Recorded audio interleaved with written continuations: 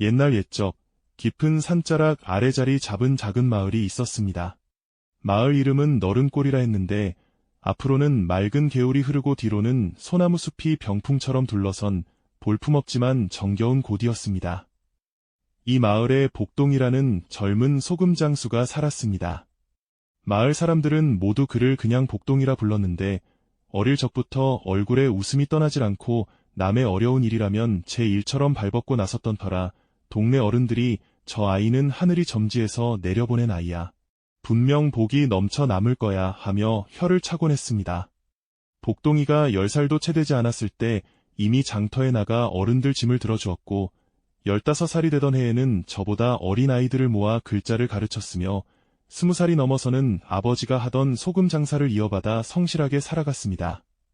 넉넉하지는 않았지만 복동이의 마음은 언제나 넉넉했습니다. 복동이는 24살 되던 해에 장가를 들었습니다. 아내의 이름은 순례였습니다. 순례는 2마을 넘어 은행정이라는 곳에서 온 여인으로 얼굴이 남다르게 예쁜 건 아니었지만 손이 야무지고 마음이 단단하며 눈빛이 맑았습니다. 처음 만나는 날부터 복동이는 그 눈빛의 마음을 빼앗겼습니다. 저런 눈을 가진 사람이라면 평생 함께해도 후회가 없겠다 싶었지요. 순례도 복동이를 처음 보았을 때 빈 것이 없이 환한 그 웃음에 마음이 놓였습니다. 두 사람은 가진 것 없이 살림을 시작했습니다. 새 그릇 몇 개와 낡은 이불 한 채, 그리고 작은 토방 한 칸이 전부였습니다. 하지만 두 사람은 서로가 있으니 부족한 게 없다고 생각하며 살았습니다. 복동이는 매일 이른 새벽, 닭이 울기도 전에 눈을 떴습니다. 순례도 그보다 먼저 일어나 부뚜막에 불을 지펴 밥을 안쳤습니다. 복동이는 지게에 소금 자루를 야무지게 얹고 순례는 도시락을 싸 남편 손에 쥐어주었습니다. 두 사람이 집을 나서면 마을 골목은 아직 어두컴컴했지만 두 사람의 마음은 이미 환했습니다. 장터까지 가는 길이 좋기 1시간은 걸렸는데 두 사람은 그 길을 걸으며 이런저런 이야기를 나눴습니다. 어제 본 별 이야기, 개울가에 피어난 꽃 이야기, 옆집 아이가 어제 글자를 하나 더 배웠다는 이야기. 소소한 이야기들이었지만 그 소소함 속에 두 사람의 살림이 있었고 두 사람의 인생이 있었습니다. 장터에 나가면 복동이가 먼저 목청을 높였습니다. 소금이여, 소금, 하얗고 고운 소금이요. 그러면 순례가 받아쳤습니다. 맛있는 김치 담으시려면 소금이 있어야죠. 소금 사세요. 두 사람의 소금 파는 소리가 장터를 가득 채우면 지나가던 사람들이 발걸음을 멈추고 돌아보았습니다. 목소리가 어찌나 구성지고 정겨웠던지 그 소리만 들으면 괜히 기분이 좋아진다는 사람들도 있었습니다. 소금이 잘 팔리는 날이면 두 사람은 오며 가며 손을 잡았고 소금이 잘 안 팔리는 날이면 서로를 쳐다보며 에이, 내일은 더 잘 팔리겠지 하고 웃었습니다. 가난한 살림이었지만 두 사람이 함께이니 외롭지 않았고 고된 하루였지만 저녁에 함께 밥상 앞에 앉으면 그것만으로도 충분했습니다. 그런데 복동이에게는 아내도 모르는 비밀이 하나 있었습니다. 하루 장사를 끝내고 해가 뉘엿뉘엿 서쪽 하늘을 붉게 물들이기 시작할 무렵이면 복동이는 꼭 아내를 먼저 집으로 들여보냈습니다. 여보, 당신은 먼저 들어가요. 저녁밥 좀 앉혀놓고 쉬어요. 나는 빈자루 정리하고 지게 추스르면 금방 따라갈 테니 하고는 짐짓 바쁜 척 손을 내젓고 했지요. 처음 한두 번은 순례도 그냥 넘겼습니다. 남편이 장사 마무리가 있겠거니 했으니까요. 그런데 이런 일이 하루 이틀이 아니라 봄이 가고 여름이 오고 여름이 가고 가을이 오도록 날마다 반복되었습니다. 어떤 날은 비가 와도 어떤 날은 바람이 불어도 복동이는 반드시 아내를 먼저 돌려보냈습니다. 복동이가 아내를 먼저 집으로 보내는 데에는 분명한 이유가 있었습니다. 하루 장사를 마치고 나면 소금 자루 밑바닥에 팔다 남은 소금이 늘 조금씩 남았습니다. 어떤 날은 한 줌, 어떤 날은 2줌, 많으면 3줌까지도 남을 때가 있었습니다. 장이 서지 않는 날이나 굳은 날씨에는 그보다 훨씬 많이 남을 때도 있었지요. 복동이는 그 남은 소금을 버리지 않았습니다. 몰래 작은 헝겊자루에 따로 챙겨두었다가 해 진령마을 골목을 천천히 돌며 어려운 집문 앞에 슬그머니 놓고 오는 것이었습니다. 소금이 없어서 김치도 못 담그고 국외간도 제대로 못 맞추는 집들이 이 마을에 한둘이 아니었거든요. 남편을 잃고 혼자 어린 자식 셋을 건사하는 집, 오래 알아놓은 노인이 있어 약값도 대기 어려운 집, 눈이 어두워 밭일도 못하는 할머니가 혼자 사는 집, 복동이는 그런 집들을 낱낱이 알고 있었습니다. 동네를 발로 누비며 장사를 하다 보니 어느 집 굴뚝에서 연기가 나지 않는지, 어느 집 아이들 얼굴이 헬쑥한지 자연스럽게 눈에 들어왔습니다. 할멈, 이거 받아요. 오늘 팔다 남은 거요. 버리면 아깝잖아요. 복동이는 목소리도 낮추고 삿갓을 눌렀어 얼굴도 반쯤 가린 채 소금 자루를 내밀었습니다. 받는 이가 고맙다고 두 손을 내밀어 잡으려 하면 복동이는 얼른 손사래를 치고 뒷걸음질을 쳤습니다. 아이고, 별 말씀을요. 저도 덕분에 오늘 하루 장사 잘했습니다. 하고는 쏜살같이 골목을 빠져나왔습니다. 누가 따라올 새라 두리번거리면서요. 어떤 날은 소금 자루가 너무 묵직해서 이걸 다 어떻게 드려야 하나 싶을 때도 있었습니다. 그럴 때는 두세 집을 더 들렀습니다. 복동이에게는 그것이 하루 중 가장 가슴 콩닥거리는 순간이었고 동시에 가장 마음이 따뜻해지는 순간이기도 했습니다. 받는 이의 눈빛이 촉촉해지는 것을 볼 때마다 복동이는 발걸음이 깃털처럼 가벼워지는 것을 느꼈으니까요. 오늘도 잘했다. 내일도 잘 팔리겠지 하고 혼자 중얼거리며 집으로 돌아오는 길이 복동이에게는 하루 중 가장 행복한 순간이었습니다. 한편 집에서 밥을 안 치던 술래는 날이 갈수록 의심이 커졌습니다. 남편이 저녁마다 나를 먼저 들여보내니 혹시 어디서 다른 사람을 만나는 건 아닐까? 아니면 장사 돈을 어디다 따로 쓰는 건 아닐까? 도박판에라도 드나드는 건 아닐까? 여인의 마음이란 한번 의심을 품으면 걷잡을 수 없는 법입니다. 술래는 밥솥을 걸어놓고 몰래 다시 골목 어기로 나가 담 모퉁이에 몸을 바싹 붙이고 숨을 죽인 채 남편을 지켜보기로 했습니다. 그리고 그날 저녁 복동이가 허름한 과부 집문 앞에 조심스럽게 소금 자루를 내려놓고 뒤도 안 돌아보고 골목을 빠져나오는 장면을 두 눈으로 똑똑히 목격하고 말았습니다. 그 다음 날도 보았습니다. 그 다음 날도 보았습니다. 갈 때마다 다른 집이었습니다. 눈먼 할머니 집, 아이들만 우글거리는 집, 기침 소리가 끊이지 않는 노인네 집, 복동이는 소리 없이 소금을 놓고 소리 없이 사라졌습니다. 그런데 이상한 일이었습니다. 남편이 나쁜 짓을 한 게 아니라는 걸 알았으니 마음이 놓여야 마땅할 텐데 순례의 속에서는 오히려 부하가 치밀어 올랐습니다.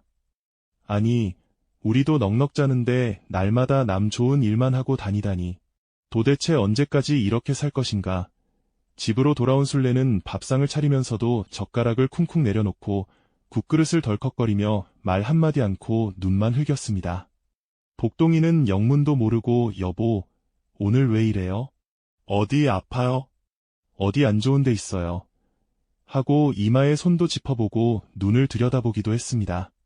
술래가 차갑게 손을 뿌리쳤습니다. 괜찮아요. 그냥 먹어요. 그 싸늘한 한마디에 복동이는 더 이상 아무 말도 하지 못했습니다. 그날 밥맛이 어땠는지는 두말할 나위도 없습니다. 어디 아프긴요. 당신이 하는 짓을 내가 몰랐을 것 같아요. 며칠이 지나 술래가 마침내 울화를 터뜨렸습니다. 날마다 나를 먼저 들여보내고 남은 소금을 퍼다 주고 다니잖아요. 나한테는 왜 한마디도 안 했어요? 나는 바보예요. 아무것도 모르고 그냥 집에서 밥이나 하는 사람이에요. 말문이 터진 술래는 시이 멈추지 않았습니다. 우리 애들 내년 서당 공부는요? 새는 지붕은 어쩌고요? 내 치마 한 벌 제대로 못 입은 게 몇 년인지 알아요? 왜 그 소금을 팔아서 우리 살림에 보태지 않아요? 왜 나는 모르게 혼자서만 착한 사람 노릇을 해야 해요? 순례의 눈에는 눈물이 맺혀 있었습니다. 억울함인지 서러움인지 아니면 가난한 살림에 대한 막막함인지 그 눈물이 뚝뚝 떨어졌습니다. 복동이는 고개를 푹 숙인 채 숟가락만 만지작거렸습니다. 뭐라 변명할 말이 없었습니다. 다 맞는 말이었으니까요.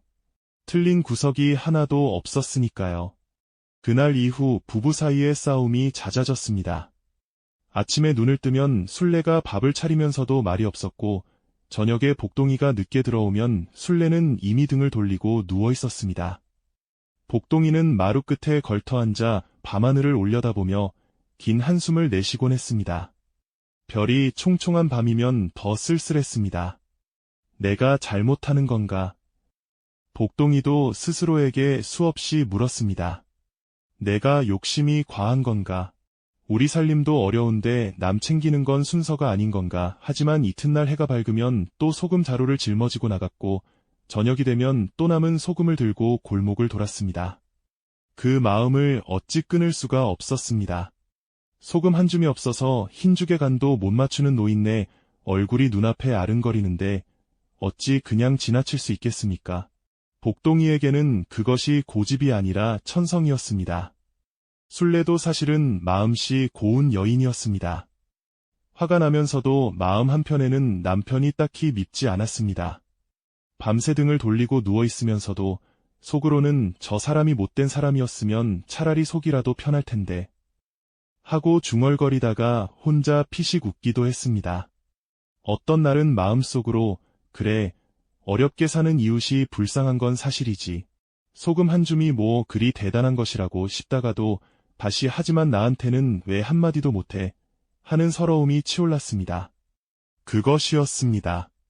순례를 가장 힘들게 한 것은 가난이 아니었습니다. 남편이 혼자 결정하고 혼자 실행하면서 자신을 그 안에 끼워주지 않았다는 것이었습니다. 함께 살면서 가장 중요한 일을 혼자만 알고 있었다는 것이 순례의 가슴에 가시처럼 박혀 있었던 것입니다. 어느 날 저녁, 복동이가 소금을 나눠주고 돌아오는 길이었습니다. 마을 어기 느티나무 아래에 낯선 노인 하나가 웅크리고 앉아 있었습니다. 허름한 삿갓을 눌러쓰고 낡은 지팡이에 몸을 기댄 채 금방이라도 쓰러질 것처럼 힘없이 앉아 있었습니다. 복동이가 가까이 다가가 보니 노인의 입술이 하얗게 타 있었고 손등에는 핏기가 하나도 없었습니다. 얼굴은 온통 먼지와 피로로 뒤덮여 있었습니다. 복동이가 천천히 무릎을 꿇고 노인과 눈높이를 맞추었습니다. 어르신, 많이 불편하세요? 어디서 오셨습니까? 어디를 가시는 길이세요? 노인이 힘겹게 고개를 들었습니다. 눈이 반쯤 감겨 있었습니다. 물이라도 한 모금만 있으면. 목소리조차 가물가물했습니다. 복동이는 한치의 망설임도 없이 허리춤에 찬 물통을 풀어 노인의 손에 쥐어주었습니다. 천천히 드세요. 어르신. 급히 드시면 탈납니다. 그러고는 노인 곁에 쪼그리고 앉아 등을 살살 두드려 드렸습니다. 노인은 물을 천천히 들이켜고 한참 숨을 고른 뒤 눈을 들어 복동이를 빤히 바라보았습니다. 그 눈빛이 어찌나 깊고 또렷했던지 복동이는 자기도 모르게 자세를 바로잡았습니다. 젊은 사람, 오늘도 소금을 나눠주고 오는 길이오. 복동이는 소스라치게 놀랐습니다. 어떻게 그걸 아십니까? 노인이 천천히 빙그레 웃었습니다. 내가 이 마을에 온 지 보름이 넘었는데 저녁마다 자네가 골목을 도는 걸 보았지. 비가 와도 바람이 불어도 부부 사이에 다툼이 있던 날도 한 번도 걸은 날이 없더구먼. 복동이는 민망하고 쑥스러워 뒷머리를 극적였습니다. 별게 아닙니다요. 남은 것이 있으니 드리는 거지요. 뭘 그냥 두면 어차피 버릴 텐데요. 노인이 고개를 천천히 끄덕였습니다. 버릴 것을 버리지 않고 필요한 곳에 가져다 주는 것, 그것이 진짜 장사요. 진짜 살림이라네. 노인이 지팡이를 짚고 천천히 일어서는 순간이었습니다. 그런데 이상한 일이 벌어졌습니다. 허름하던 옷자락이 은은하고 환한 빛을 발하는가 싶더니 노인의 얼굴에서 쪼글쪼글한 주름이 스르르 펴졌습니다. 흐릿하던 눈빛이 깊고 맑은 별빛처럼 반짝였고 한쪽으로 구부정하던 허리가 꼿꼿하게 펴졌습니다. 낡은 삿갓이 사라지고 흰 수염이 가슴까지 내려왔습니다. 복동이는 너무 놀라 입도 벌리지 못하고 그 자리에 얼어붙었습니다. 무릎이 저절로 꺾였습니다. 신령이 된 노인은 낮고 따뜻하면서도 온 사방에 울리는 목소리로 천천히 입을 열었습니다. 복동아, 내내 마음을 오래오래 지켜보았느니라. 내가 남에게 베푸는 마음은 하늘도 이미 알고 있다. 선한 마음이란 아무리 숨겨도 숨겨지지 않는 법이니라. 내가 날마다 남 몰래 골목을 돌며 쌓아온 것들이 이제 그 무게가 하늘에까지 닿았느니라. 신령의 목소리는 바람처럼 사방으로 퍼져나갔습니다. 느티나무 잎들이 바람도 없이 살랑살랑 흔들렸습니다. 그러나 복동아, 한 가지를 일러두마. 베푸는 마음과 함께하는 마음은 결코 따로 있는 것이 아니니라. 아무리 남에게 잘 베풀어도 정작 곁에 있는 사람의 마음을 헤아리지 못한다면 그 선함이 온전하다 할 수 없느니라. 내 아내가 혼자 서러움을 삭히고 있는데 그것을 알면서도 모른 척한다면 그것 역시 베풀지 못하는 것과 같으니라. 가장 먼저 베풀어야 할 사람이 누구인지를 잊지 마라. 복동이는 그 말에 가슴이 덜컥 내려앉았습니다. 눈물이 핑 돌았습니다. 아내의 얼굴이 눈앞에 선명하게 떠올랐습니다. 등을 돌리고 누워있던 아내, 눈이 퉁퉁 부어있던 아내, 나도 함께하고 싶었어요. 라고 했던 아내의 목소리가 귀 속에 쟁쟁하게 울렸습니다. 신령은 복동이의 소금 자루를 손으로 살그머니 짚었습니다. 그 순간 자루에서 희미하게 빛이 새어 나오는 것 같았습니다. 내일 아침 지게에 자루를 얹을 때 눈 크게 뜨고 보거라. 그리고 오늘 밤 아내에게 해야 할 말을 미루지 마라. 말을 마치자 신령은 연기처럼 스르르 사라져 버렸습니다. 느티나무 아래에 남은 것은 복동이 혼자였습니다. 복동이는 한참이나 그 자리에 서서 허공을 바라보다가 가슴속 깊은 곳에서 무언가가 흔들리는 것을 느꼈습니다. 불이 나게 집으로 달려왔습니다. 대문을 열고 들어서자 마루 위에 술래가 등불 아래 홀로 앉아 바느질을 하고 있었습니다. 눈두덩이가 부어 있었습니다. 또 울었던 모양이었습니다. 복동이는 말없이 신발을 벗고 마루에 올라가 조용히 아내 곁에 앉았습니다. 그러고는 아내의 손 위에 자기 손을 살며시 얹었습니다.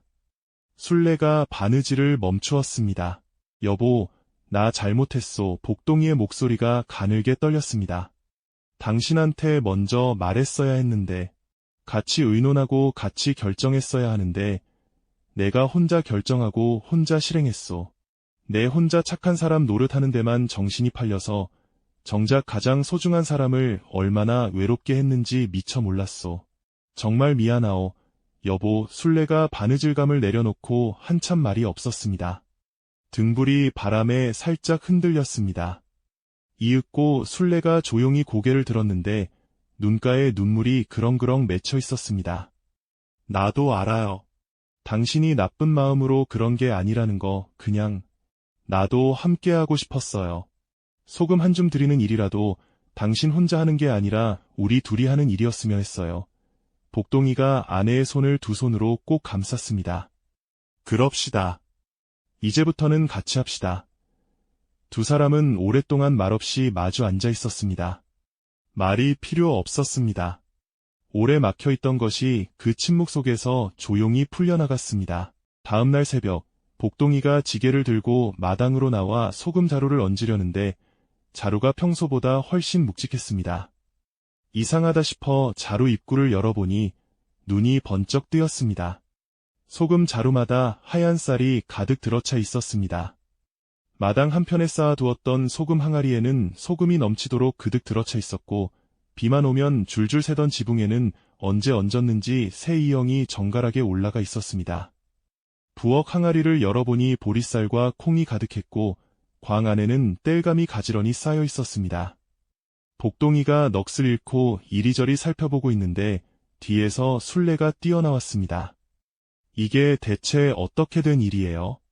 어젯밤에는 없었는데 두 사람은 한동안 마당 한가운데에 서서 서로를 바라보다가 복동이가 어젯밤 신령과 나눈 이야기를 처음부터 끝까지 모두 털어놓았습니다. 술래는 아무 말 없이 듣다가 이야기가 끝나자 두 손으로 얼굴을 감쌌습니다. 내가 그토록 당신한테 모질게 굴었는데 하고 목이 메었습니다. 눈물이 손가락 사이로 흘러내렸습니다. 복동이가 그 손을 부드럽게 잡아내리며 말했습니다. 아니오, 여보. 신령님 말씀이 맞았소. 베푸는 마음과 함께하는 마음은 따로 있는 게 아니라고. 당신이 화를 내고 서러워한 덕에 내가 비로소 아내를 제대로 돌아볼 수 있었소. 어쩌면 당신이 없었으면 나는 영영 혼자만 흐뭇해하며 살다가 가장 소중한 것을 잃었을지도 모르오. 당신이 내 진짜 복이오. 순례가 피식 웃으면서 눈물을 훔쳤습니다. 그런 말은 왜 이제야 해요. 복동이도 따라 웃었습니다. 마당에 아침 햇살이 환하게 쏟아져 들어왔습니다. 그날부터 복동이 부부는 달라졌습니다. 저녁이 되면 더 이상 복동이가 순례를 먼저 들여보내지 않았습니다. 오히려 순례가 먼저 말했습니다. 오늘 남은 소금은 어디 갖다 드릴까요? 그 눈먼 할머니 댁에는 지난주에 드렸으니 오늘은 아랫동네 아이 많은 집에 드리면 어떨까요? 두 사람은 나란히 어깨를 맞대고 저녁 골목을 걸었습니다. 한 집 앞에는 소금을 놓고 다른 집 앞에는 쌀 한 줌을 놓았습니다. 주는 이도 받는 이도 굳이 말이 필요 없었습니다. 서로 눈을 마주치고 조용히 웃는 것으로 충분했습니다. 골목을 돌다가 복동이가 순례의 손을 잡으면 순례가 그 손을 꼭 맞잡았습니다. 마을 사람들은 언제부턴가 해질녘 골목에서 나지막한 웃음소리가 들려온다고 했습니다. 복동이 내외가 지나가는 소리라고요. 세월이 흘러 복동이 부부의 머리는 희끗희끗해졌고 허리도 예전 같지 않았습니다. 무릎이 시리고 눈이 침침해졌지만 저녁 골목을 함께 도는 일만큼은 그치지 않았습니다. 자식들이 자라서는 부모 곁에 나란히 섰고 손자들은 그 뒤를 졸졸 따랐습니다. 어느 해 겨울 마을에 큰 눈이 내려 길이 끊겼을 때 복동이네 집 마당에서는 마을 사람들이 모여 함께 떡을 빚었습니다. 어느 해 가뭄이 들어 우물이 마를 지경이 되었을 때 순례는 제 집 항아리 물을 나눠 날랐습니다. 사람들이 어쩌면 그리 복이 많으냐 하고 물으면 복동이는 빙그레 웃으며 말했습니다. 내가 복을 받은 게 아니라 내 곁에 복 같은 사람이 있는 거지요. 그 말을 들은 순례가 얼굴을 붉히며 눈을 흘겼지만 입가에는 웃음이 번졌습니다. 마을 사람들은 두고두고 이렇게 말했습니다. 복동이네 집이 복을 받은 건 소금을 많이 팔아서가 아니라 소금을 제대로 나눠서라네. 그리고 무엇보다 두 사람이 함께였기 때문이라네. 그 말이 맞는지 틀리는지는 아무도 몰랐지만 한 가지만은 분명했습니다. 복동이 집 마당에는 언제나 웃음소리가 넘쳤고 그 웃음소리는 소금보다 훨씬 오래, 훨씬 멀리까지 퍼져나갔다고 합니다. 그리고 그 이야기는 지금 이렇게 당신에게까지 닿아 있습니다.